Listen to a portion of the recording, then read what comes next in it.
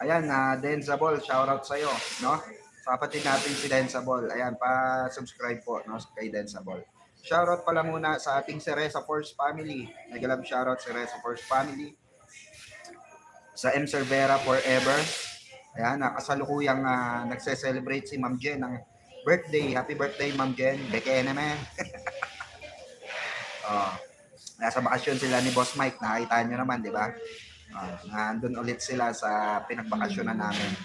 Tapos, shoutout din sa BMB family natin. BMB family, shoutout po. No? Welcome po muli sa ating live. Eto na nga.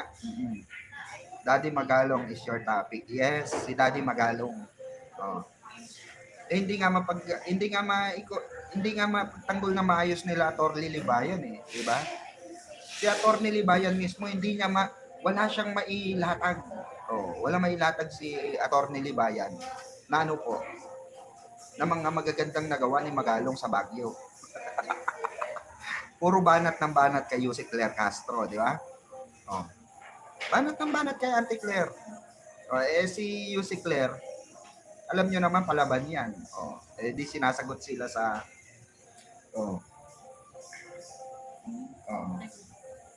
wait lang po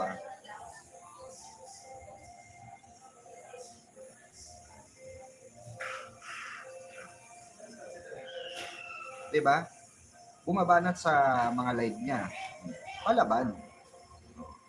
Kasi nga, mga kababayan, yung mga pinupukol kay Yusek Claire, basic.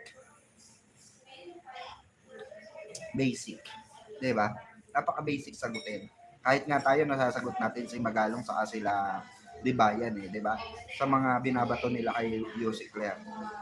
Nakesyo ka nga daw, lutang daw, di raw alam ang sasabihin, diba? Inggit na inggit si Magalong kay Yusek Claire Castro kasi hindi nila nakuha yung posisyon ng pagiging yung pagiging tawag dito, tagapagsalita ni Pangulong Bongbong Marcos. Hindi nila nakakuha yun. Kasi yun yung gusto nila Gusto nilang kunin yung pagiging tagapagsalita. Sabi nga ni 'di ba ni Atty. Libayan, akin dapat yan, hindi kay Yusek Claire Hindi kay Claire yan inggit yan. Diba? Inggit yan. Hanggang ngayon yung bitterness mo. No? Dala-dala mo. Kaya pansin nyo yung mga attack dog ni Mayor Magalong. Iyak nang iyak kay Yusek Claire. Kasi si Yusek Claire, mga kababayan, malakas na po. Sumasabay na sa survey ngayon. Napakataas na ng survey ni Yusek Claire bilang vice presidente at senador. Mamimili na lang tayo. Kaya nga sabi nga ng ating mga kasamahan, mamimili na lang si Yusek Claire na itatakbo niya. Pag tinaas na ni Pangulo ang kamay ni Yusek Claire, sigurado na. Sure win na sa pagka-senador. Diba? Lalaban. Diba? Pagdating sa pagiging vice presidente. Yan ang matindi. At yan ang abangan natin. Ayan ang abangan nyo, mga DDEs. Kasi bakit? Kasi hindi nila kaya sa debate si Yusek Claire. Kaya ang ginagawa nila, nilalait na lang, inaalipusta na lang. Tama ba yon? Alipustahan na lang, di ba?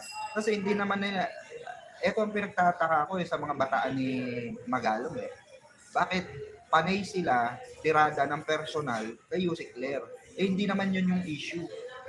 Diba? Kaya no wonder, no wonder. Hindi ako magtataka, mga kababayan ko. Kung isang araw, makita na lang natin na nakakalaboso na sino? Si Magalong. Alam niyo kung bakit? Di ba't nai-issue yan? Nai-issue yan kanino? Kay di ba? Nai-issue yan sa pancake? Wow, sarap. Di ba't nai-issue yan sa sa Diskaya? Sa 100 million, di ba? Kaya hindi ako nawawalan ng pag-asa na isang araw makikita natin ito si Magalong nasa Oblo na. At walang magagawa doon si Libayan, di ba? Oo.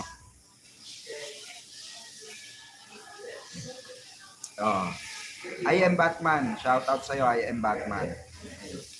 Kaya nga itong kampo ni Magalong, parang sila lang din eh. Sila Cayetano. Diba? Kung mapapansin nyo, parang sila Cayetano ang bakbakan nila. Personalan. Diba? Nilabasan ng ebidensya ni Senator Pampilo Lacson. Itong si Cayetano.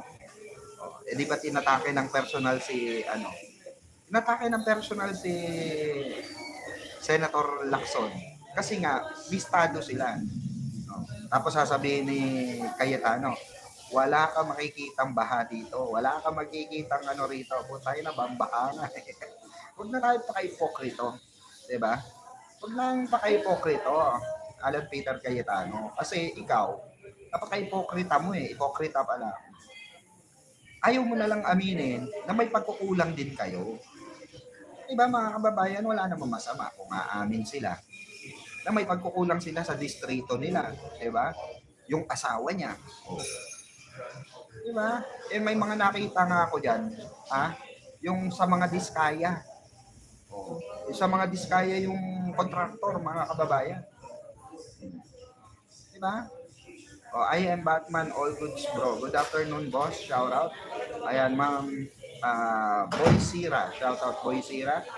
At sa lahat po ng bagong pasok, Kaya nga, ayan kay Ma'am Juliet Asuncion, shout out.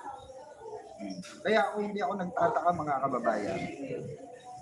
Kung itong si Cayetano, makulong din kasama nung asawa niya. Corrupt and corrupt yan eh. Corruption yan mga kababayan. Ilang dekada na ba? Ilang taon na hinawakan ng yan. 'Di ba? Ng Cayetano yan tagig na yan. Matagal na panahon na hinawakan na ng tagig yan. Ng Cayetano yan, tagig na yan. May improvement pa. Ikaw, tanong kita, may improvement ba si Cayetano? Wala. Si Lani Cayetano? Pinakamit pa yung kinuha nilang lugar. Di ba? Di ba? Kinuha yung lugar niyo sa Makati, di ba? Tignan niyo ito Ito real talk to Wait lang, susubo lang ako. Yung tawag dito? Yung brownies. Bible subo na sa isip niya. Hindi naman ako si Alan. Hindi naman ako si Cayetano. Pero ito mga kababayan. Real talk. Salamat Ayan Batman. Yung mga kinuha ni Cayetano sa Makati. Okay, yung kinuha nila sa Makati, anong distrito yon? Second district. Second district dati ng Makati.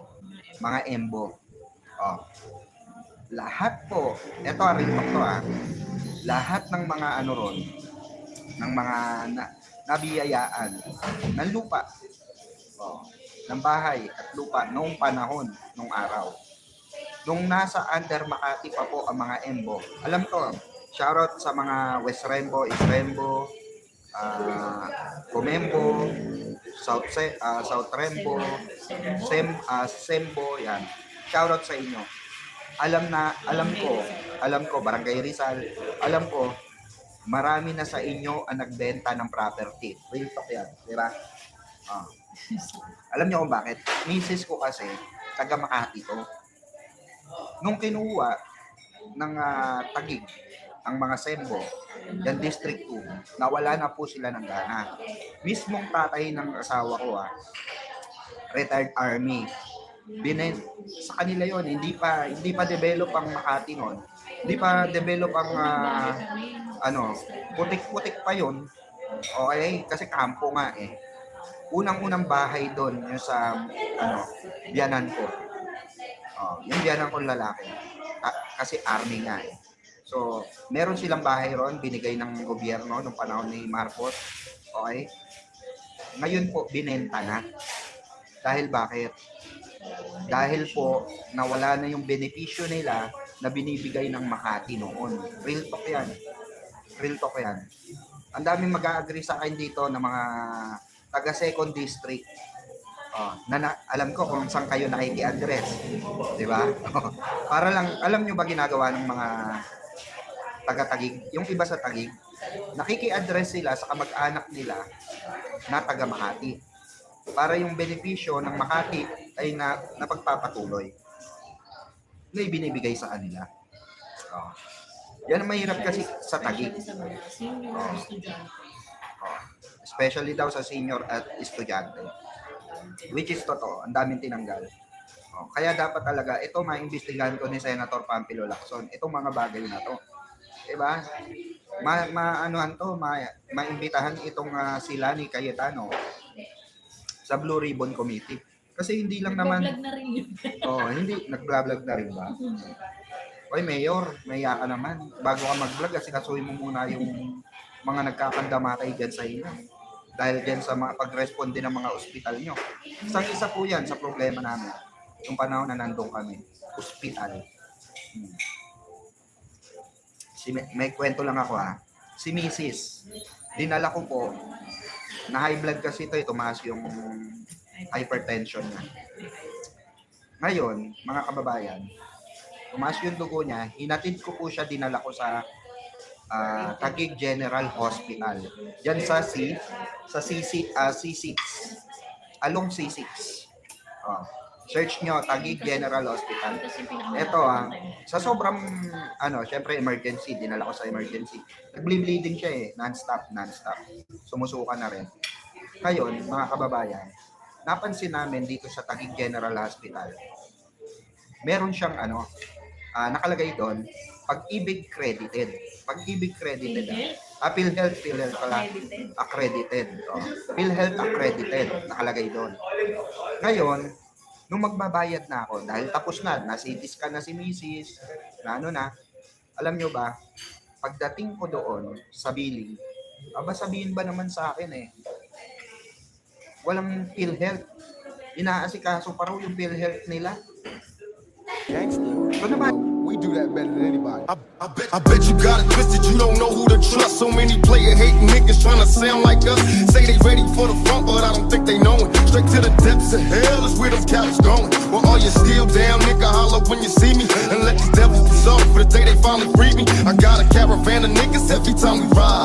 Hitting motherfuckers up when we pass by. Until I die, live the life of a boss player. Cause even when I'm high, fuck with me and get crossed later. The